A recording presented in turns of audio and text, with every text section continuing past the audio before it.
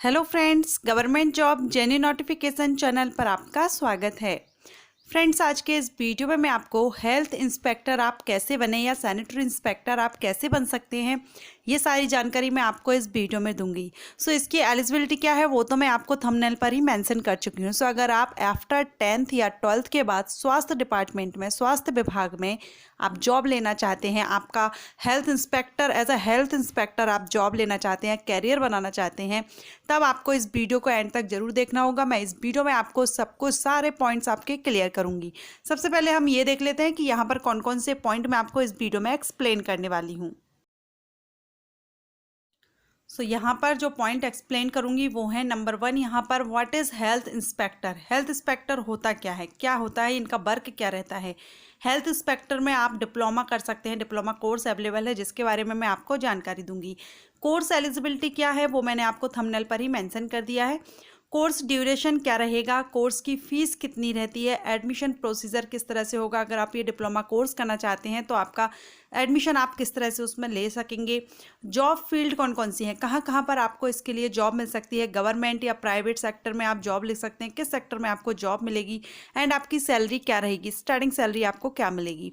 सो ये सारे पॉइंट्स मैं आपको इस वीडियो में क्लियर करूंगी। सो वीडियो को एंड तक जरूर देखिएगा। वीडियो स्टार्ट करने से पहले जैसा कि मैं हमेशा कहती हूँ, अगर आपने अब तक चैनल को सब्सक्राइब नहीं किया है, चैनल को सब्सक्राइब कर लीजिएगा, बेल आइकन को प्रेस कर लीजिएगा। जैसा कि आप जानते हैं, मैं अपने चैनल पर central government job vacancies and Chhattisgarh state government job vacancies साथ ही साथ कोर्सेज के बारे में जानकारी देती हूँ। तो अगर आप ऐसी कोई जानकारी चाहते हैं वैकेंसी से रिलेटेड या कोर्सेज से रिलेटेड, तो चैनल को सब्सक्राइब कर लीजिएगा, बेल आइकन को भी प्रेस कर लीजिएगा ताकि नोटिफिकेशन आपको टाइम से मिल सके। चलिए अब हम वीडियो स्टार्ट करते हैं और सबसे पहले हम यहाँ पर देखेंगे what is SID, sanitary inspector diploma या हेल्थ इंस्पेक्टर का वर्क क्या रहता है। ये अब हम सबसे पहले इसको क्लियर कर लेते हैं। तो गवर्नमेंट बहुत से प्रोग्राम ऑर्गेनाइज करती है, फिर चाहे वो स्टेट गवर्नमेंट हो या central government. State government state level पर अरेंज करती है and central government central level पर अरेंज करेगी। सो दोनों ही गवर्नमेंट के द्वारा समय समय पर कई तरह के प्रोग्राम, स्वास्थ्य से रिलेटेड प्रोग्राम ऑर्गेनाइज किए जाते हैं, जो परियोजनाएं हैं वो चलाई जाती हैं, जैसे कि नेशनल हेल्थ मिशन, परिवार एवं बाल कल्याण, इस तरह के कुछ प्रोग्राम्स रहते हैं जो अरेंज किए जाते हैं। तो गवर्नमेंट के जो स्वास्थ्य विभाग से या मंत्रालय से जुड़े हुए जो भी डिपार्टमेंट्स होते हैं, स्वास्थ्य से रिलेटेड जो डिपार्टमेंट रहते हैं, मंत्रालय रहते हैं, वहाँ पर हेल्थ इंस्पेक्टर के लिए भर्ती की जाती है। हेल्थ इंस्पेक्टर की एक पोस्ट रहती है जिसके लिए भर्ती की जाती है। हेल्थ इंस्पेक्टर का वर्क फील्ड वर्क रहता है, कभी कभी फील्ड वर्क और कभी कभी जैसे आगे प्रमोशन होता है तो आपका वर्क फील्ड वर्क नहीं रहता है।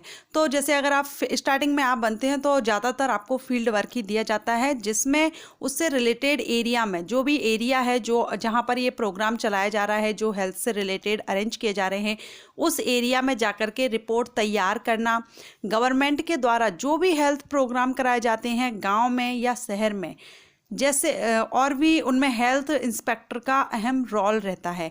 जो प्रोग्राम किए जाते हैं उसमें हेल्थ इंस्पेक्टर का बहुत ही इम्पोर्टेंट रोल रहता है, क्योंकि हेल्थ इंस्पेक्टर ही आम जनता का जो रिकॉर्ड तैयार करती है, हेल्थ से रिलेटेड जो भी प्रोग्राम चलाए जाते हैं उससे रिलेटेड जो रिकॉर्ड तैयार करती है वो वर्क जो हेल्थ इंस्पेक्टर है उसका रहता है।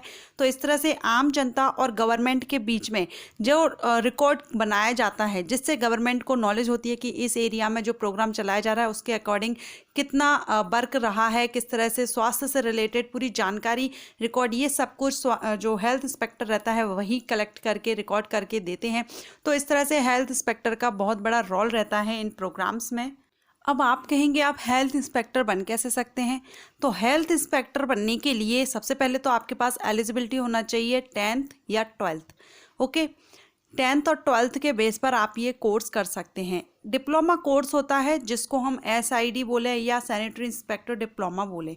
सो एक ये डिप्लोमा है जिसके बारे में मैं आपको आगे वीडियो में एक्सप्लेन करूँगी। ओके, सो अगर आप हेल्थ इंस्पेक्टर बनना चाहते हैं तो आपको ये डिप्लोमा कोर्स करना होगा, जिसके लिए एलिजिबिलिटी रहेगी आपकी 10th या 12th।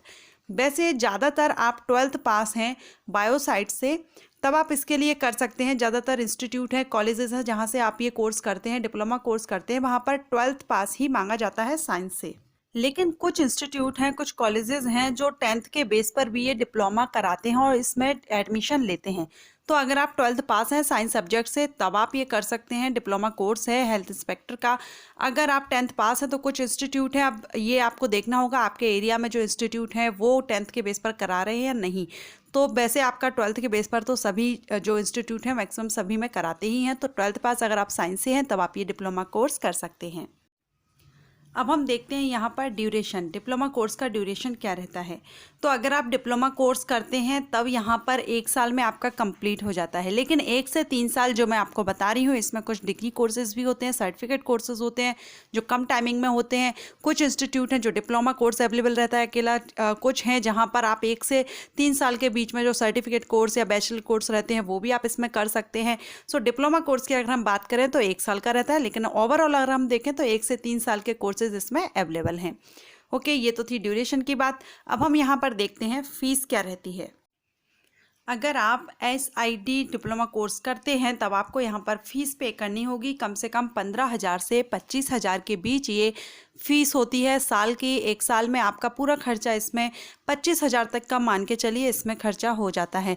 अभी आपके कॉलेज इंस्टीट्यूट पर भी डिपेंड करता है, क्योंकि ये अलग अलग कॉलेजेस इंस्टीट्यूट अपनी फैसिलिटीज़ के अकॉर्डिंग भी फ़ीस मांगते हैं, फ़ीस लेते हैं। तो उसके हिसाब से देखें, उसके हिसाब से आपको जितना भी पड़ सकता है, लेकिन अगर हम एवरेज देखें तो 25,000 तक का आपका ये कोर्स कंप्लीट हो जाना चाहिए। 1 साल का रहता है और ये हो भी जाता है, 1 साल में 25,000 का आपका ये कंप्लीट हो जाएगा। ओके, अब हम नेक्स्ट देखते हैं एडमिशन प्रोसीजर क्या रहता है। तो अगर आप इस कोर्स को करना चाहते हैं, डिप्लोमा कोर्स को करना चाहते हैं, तब आपको एडमिशन लेना बहुत ही ईजी है। यहाँ पर आपको कोई भी झंझट वाला काम नहीं है, कोई एंट्रेंस एग्ज़ाम नहीं है, डायरेक्ट आपका एडमिशन हो जाता है। ये डिप्लोमा कोर्स आप डायरेक्ट कर सकते हैं आफ्टर 12th।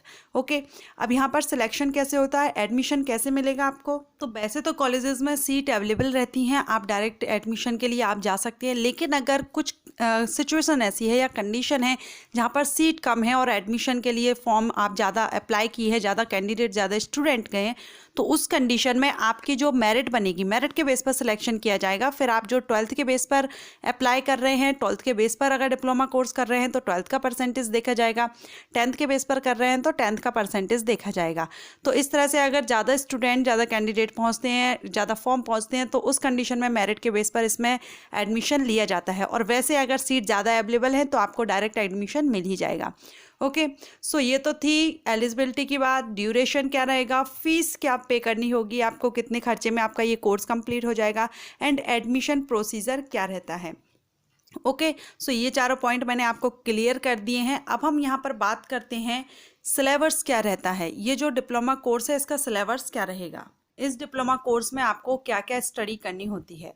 तो यहाँ पर मैं आपको बेसिकली मोटे तौर पर यहाँ पर सिलेबस बता रही हूँ, बट आप इसको डीपली स्टडी करेंगे। ओके, मैं यहाँ पर मोटे तौर पर आपको बताऊँ तो anatomy and physiology, first aid and basic medicine, public health care and primary health care, environmental sanitation, nutrition and hygiene, communication and health education, ये सारे पॉइंट्स मैंने आपको मोटे तौर पर आपको बताए हैं।